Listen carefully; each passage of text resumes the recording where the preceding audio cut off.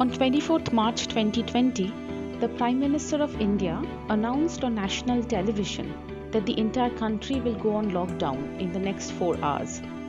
CRG's book, Borders of an Epidemic, COVID-19 and Migrant Workers, was collated in the aftermath of this. The book highlights the ethical and political implications of the epidemic, particularly for India's migrant workers. Migrant workers, thousands of them, men, women, children, with families or alone, from different parts of India, trekked back hundreds of kilometers, carrying their scanty belongings, hungry, thirsty, through the scorching heat of the plains, trying to reach home in the wake of this sudden announcement by the government and amid the spectre of coronavirus.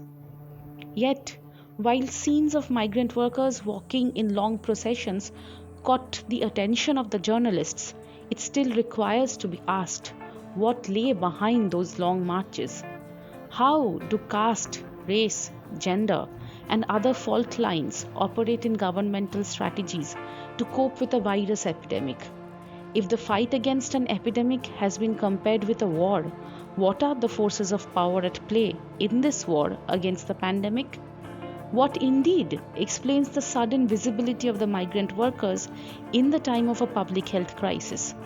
What measures could have been taken and need to be taken now?